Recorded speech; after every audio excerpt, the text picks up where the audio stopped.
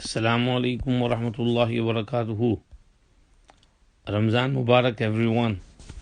Ramzan has started, alhamdulillah. May Allah give us tawfiq to fast properly, to pray full Taraweeh, and to do lots of good deeds, to read lots of Quran, lots of tasbihat, zikr, fikr, bring ourselves closer to Allah subhanahu wa ta'ala. A question came regarding the hadith that when Ramadan starts, the gates of Jannah are opened and the gates of Jahannam are closed and the Shaytaan are locked up, chained up. So someone said, if Shaytans are chained up, then why do people still sin and disobey during the month of Ramadan? The answer to that is, firstly, Shaytan can never force us to sin. He can only whisper and beautify the sin for us. It is in reality our own ego, our bad habits, our bad company, and our own mindset which makes us sin and urges us to sin. And many people love sinning, so that love of sinning is still there, even in Ramadan. And then, Shaytan has been whispering in our minds and tempting us to sin, and he has made this sinning our nature for 11 months. So we can't just become pious overnight. The programming and the tempting and the habits of sin will remain with us. So even if Shaitan is gone, but he's left his effects with us. So, we are going to sin because of the effects he has left with us. And what we need to do is that bring our carnal desires under control. Avoid bad company. Avoid evil friendship. Put the brakes on watching TV, movies, internet sins of the eyes, sins of the ears, sins of the tongue. Whatever we know is wrong, we have to let go of it.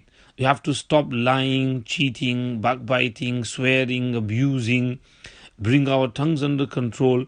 We have to lower our gaze. If we are on the streets or in the town center and there is nudity in front of us, we have to look down. And, we have to avoid the sins of the ears, avoid listening to songs, and start listening to Quran Sharif, Tilawat, and do whatever good we can, and then inshallah we will be able to cleanse ourselves from the effects of sins during Ramadan, and then hopefully we can stay on track after Ramadan as well.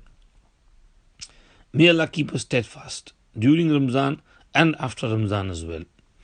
Secondly, the hadith words. Sometimes one hadith explains another hadith. Like they say, Al-Quran yufassiru ba'duhu ba'dan. So similarly, Al-Hadith yufassiru ba'duhu ba'dan.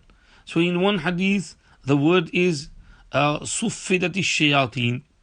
And in another hadith, suffidat fihi maradatu shayateen. Which means that not every shaitan is chained, only the extremely evil, the rogue, the game planners of Iblis are chained up, and they are thrown into the oceans. As for these small shaitans, the minor ones, the lallu panjus running around, they still keep roaming around and whispering in people's minds, and they still keep showing people wet dreams or nightmares, and they still try to instigate. They're still trying to bring waswasas in wuzu, waswasas in namaz, and the small shaitans, they are still roaming around. So they cause us to sin. Also, shaitan are among the human beings as well. Shayatinul jinni wal ins.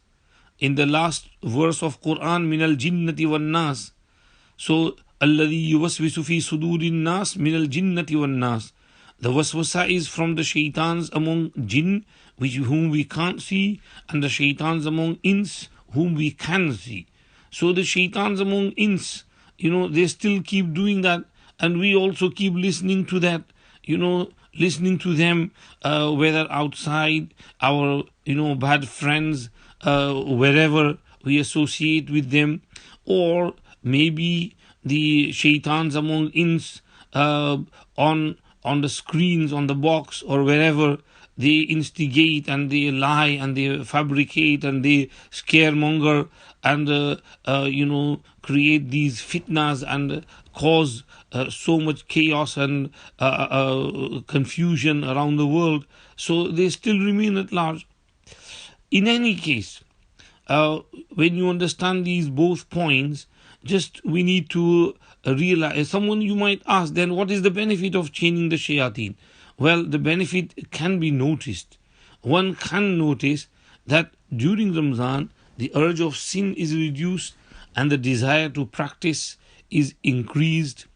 Long fasts become relatively easy, and Taraweeh of 20 rakats feels good, or it doesn't seem that difficult for us. So the benefit of locking up the shayateen can be noticed within the community and within our surroundings. Alhamdulillah, our masajid are full. Lots of people come for salah. We feel the punctuality of salah, takbir ula in our masajid, and this is good. Alhamdulillah, people listening to talks, bayans, reading Quran, doing lots of zikr majalis, and tilawat, and talks and speeches, and advices given out, and question answers, and all these will have inshallah effect on our hearts and minds, and it will help in protecting our deen, our iman, and the iman of our generations. It's so nice to see young boys, youngsters and children coming to the masjid and filling up the masajid, and mashallah, at iftar time there's so much anwarat and barakat and ruhaniyat and huzz and buzz in our homes as well and in the masjids as well. So inshallah, this will help in protecting our deen and iman. May Allah subhanahu wa ta'ala give us tawfiq to practice as much as possible, and give us the ability to refrain from all shaitani habits and shaitani instigations and whisperings and whatever bad habits we are accustomed to. May Allah give us the ability to give up our bad habits and control ourselves during the month of Ramadan. May Allah accept and may Allah be pleased with us. Jazakumullah wa akhiru da'wana alhamdulillahi rabbil alameen wa sallallahu wa sallam ala sayyidina Muhammad wa alihi wa sahbihi ajma'in bi rahmatika ya arhamar rahimin. Ramzan Mubarak to everyone.